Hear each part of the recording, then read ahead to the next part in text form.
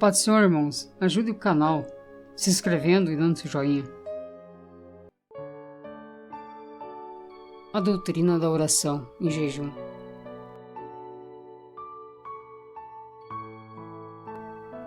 A oração e o jejum podem ajudar a fortalecer a nós mesmos e a nossa família. Nossas orações em busca de orientação possuem maior poder, pois o jejum enfatiza a sinceridade com que as fazemos. Além disso, ao orarmos e jejuarmos, afastamo-nos das coisas do mundo e reconhecemos nossa dependência do Senhor. Desse modo, abrimos nosso coração para aprender e aceitar o desejo de Deus para conosco e com a nossa família. A oração e o jejum também aumentam nossa habilidade de usar o sacerdócio com eficácia. Nós, assim como outros, somos abençoados quando aprendemos que o poder do sacerdócio pode ser usado somente quando vivemos em princípios de retidão. Oração. Oração é uma doutrina bíblica, sendo esta a maneira que temos de nos achegarmos diante de Deus. Orar nada mais é do que falar com Deus. Em Mateus, capítulo 6, versículo 7, diz: "E orando, não useis de vãs repetições, como os gentios, porque pensam que pelo seu muito falar serão ouvidos. Em verdade vos digo, que tudo quanto pedirdes ao Pai, Ele vos concederá em meu nome." João, capítulo 14, versículo 14. "Se me pedirdes alguma coisa em meu nome, eu a farei." Precisamos saber que Deus está pronto a nos ouvir em qualquer lugar, hora ou momento, pois Ele está conosco sempre, e não só nos locais de reuniões da igreja ou no momento do nosso devocional. Se temos o Espírito Santo, então a sua santa presença em nós é constante. Sem dizer erradamente na oração, o Espírito de Deus não vem sobre nós e depois vai embora após a nossa oração ou reunião na igreja. Ele está conosco para sempre, até a consumação do século. Por isso podemos orar a todo momento e em qualquer lugar. Veja o que está em Mateus, capítulo 17, versículo 14 a 21. "E quando chegaram para junto da multidão, aproximou-se dele um homem que se ajoelhou e disse: Senhor, compadece-te de meu filho, porque é lunático e sofre muito, pois muitas vezes cai no fogo e outras muitas na água. Apresentei aos teus discípulos, mas eles não puderam curá-lo."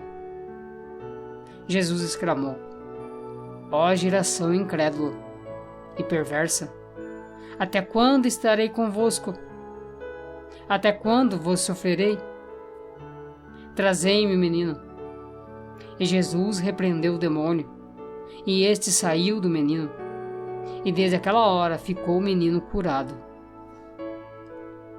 Então os discípulos, aproximando-se de Jesus, perguntaram em particular: "Por que motivo não podemos nós expulsá-lo?" E ele lhes respondeu: "Por causa da pequenez da vossa fé. Pois em verdade vos digo, se tiverdes fé como um grão de mostarda, direis a este monte: passa daqui para acolá, e ele passará. Nada vos será impossível. Mas esta casta não se expele senão por meio de oração e jejum." Vê a veracidade e a importância da oração e do jejum? Outro adendo que é muito importante, que não há jejum sem oração. O jejum bíblico é com oração. Jejum. O jejum é a abstinência total ou parcial de alimentos, por um período definido e propósito específico. Muitos cristãos hoje desconhecem o que a Bíblia diz acerca do jejum, ou receberam um ensino distorcido, ou não receberam ensinamento algum sobre este assunto. Creio que a igreja de hoje vive dividida entre esses dois extremos. Aqueles que não dão muito valor ao jejum e aqueles que se excedem em suas ênfases sobre ele. Penso que Deus queira despertar-nos para a compreensão e prática deste princípio, que sem dúvida é uma arma poderosa para o cristão. Não há regras fixas na Bíblia sobre quanto jejuar ou qual tipo de jejum praticar. Isso é algo pessoal. Mas a prática do jejum, além de ser recomendação bíblica, traz consigo alguns princípios que devem ser entendidos e seguidos. A Bíblia ordena o jejum? Não. No Velho Testamento, na lei de Moisés, os judeus tinham um único dia de jejum instituído, o dia da expiação, como está em Levítico, capítulo 23, versículo 27, que também ficou conhecido como o dia do jejum, o qual Paulo se referiu como jejum em Atos, capítulo 27, versículo 9. Mas em todo o Velho Testamento e o Novo Testamento não há nenhuma ordem acerca de jejuarmos. Contudo, apesar de não haver um imperativo acerca desta prática, a Bíblia está cheia de menções ao jejum. Fala não apenas de pessoas que jejuaram e da forma como jejuaram, mas infere que nós também jejuaríamos e nos instrui na forma correta de fazê-lo. Quando considerarmos o ensino de Jesus sobre o jejum, não há como negar que o Mestre esperava que jejuássemos. Olha o que está em Mateus capítulo 6, versículo 16 ao 18. Quando jejuardes, não vos mostreis contristados como os hipócritas, porque desfiguram o rosto com o fim de parecer aos homens que jejuam. Em verdade vos digo que eles já receberam a sua recompensa. Tu, porém, quando jejuardes, unge a cabeça e lava o rosto, com o fim de não parecer aos homens que jejuas, e sim a teu Pai, em secreto, e teu Pai que vem em secreto te recompensará. Embora Jesus não esteja mandando jejuar, suas palavras revelam que ele esperava de nós esta prática. Ele nos instrui até na motivação correta que se deve ter ao jejuar. E quando disse que o Pai recompensaria a atitude correta do jejum, nos mostrou que tal prática produz resultados. O próprio Senhor Jesus tem jejuado por 40 dias e 40 noites no deserto. O jejum, portanto, deve ser parte de nossas vidas e praticado de forma equilibrada dentro do ensino bíblico. Disseram eles: os discípulos de João e bem assim os fariseus frequentemente jejuam e fazem orações. Os teus, entretanto, comem e bebem. Jesus, porém, lhes disse: podeis fazer jejuar os convidados para o casamento, enquanto está com eles o noivo? Dias virão, contudo, em que lhes será tirado o noivo. Naqueles dias, sim, jejuarão. Lucas capítulo 5, versículo 33 a 35. O Mestre mostrou não ser contra o jejum e disse que depois que ele fosse tirado do convívio direto com os discípulos, voltando ao céu, eles haveriam de jejuar. O jejum pode ser uma prática vazia se não for feito da maneira correta. Olha o que está em Isaías capítulo 58, versículo 3 ao 4. Eis que, no dia em que jejuais, cuidais dos vossos próprios interesses e exigis que se faça todo o vosso trabalho. Eis que jejuais para contendas e para rixas e para ferirdes com punho iníquo. Jejuando assim, como hoje, não se fará ouvir a vossa voz no alto. O propósito do jejum. Creio que o propósito primário do jejum é mortificar a carne, o que nos fará mais suscetíveis ao Espírito Santo. Alguns acham que o jejum é uma varinha de condão que resolve as coisas por si mesmo, mas não podemos ter o enfoque errado. Quando jejuamos, não devemos crer no jejum, e sim em Deus. A resposta às orações flui melhor quando jejuamos, porque através desta prática estamos liberando nosso espírito na disputada batalha contra a carne. E por isso algumas coisas acontecem. Por exemplo, a fé é do espírito e não da carne. Portanto, ao jejuar, estamos removendo o entulho da carne e liberando nossa fé para se expressar.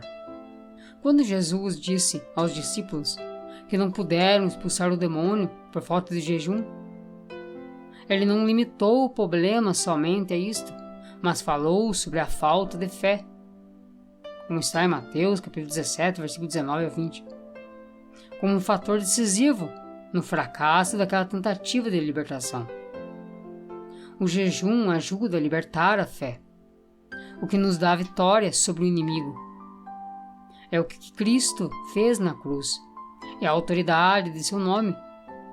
O jejum em si não me faz vencer, mas libera a fé para o combate e nos fortalece, fazendo-nos mais conscientes da autoridade que nos foi delegada.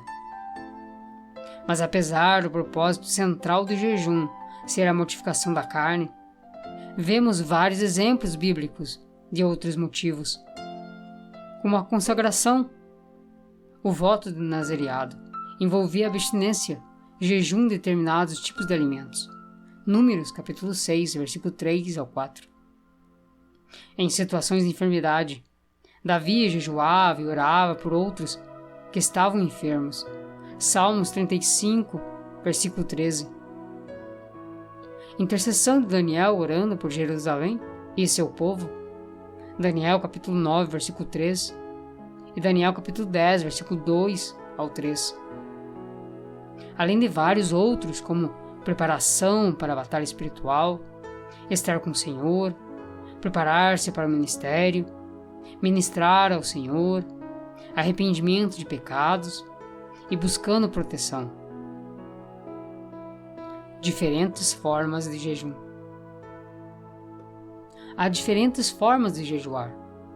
Jejum parcial de Daniel. Jejum normal é a abstinência de alimentos, mas com ingestão de água.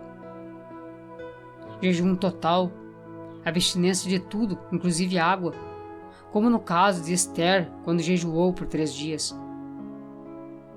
A duração do jejum. Quanto tempo deve durar um jejum? A Bíblia não determina regras deste gênero. Portanto, cada um é livre para escolher quando e como e quanto jejua. Muitas pessoas erram ao fazer votos ligados à duração do jejum. Não aconselho ninguém a fazer um voto de quanto tempo vai jejuar. Por isso, te deixará preso, no caso de algo fugir ao seu controle. E também não sou mais crente se jejuar mais tempo. E também é tudo com parcimônia, com cuidado e atenção, sem exageros. Não faça um jejum que venha prejudicar a sua saúde. Podemos falar que estamos jejuando? Algumas pessoas são extremistas quanto à descrição do jejum, enquanto outras, à semelhança dos fariseus, tocam trombeta diante de si. Em Mateus capítulo 6, versículo 16 ao 18, Jesus condena o exibicionismo dos fariseus, querendo parecer contristados aos homens para atestar sua espiritualidade. Mas não tem problema em contar para sua família, no caso. A esposa estaria preparando um almoço e você não conta que está fazendo jejum?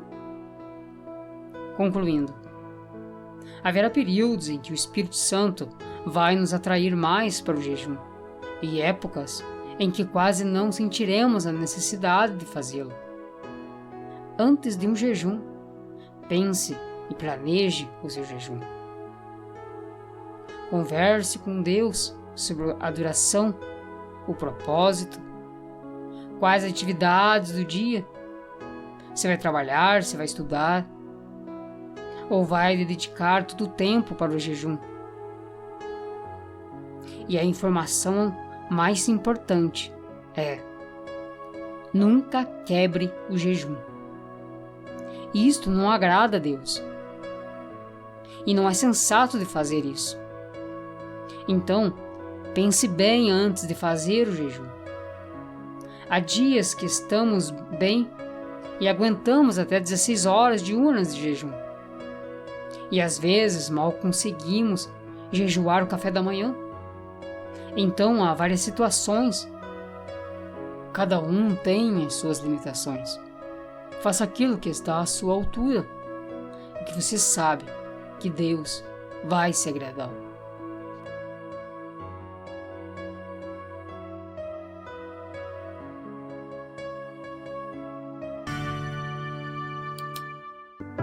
I love you more than words could say.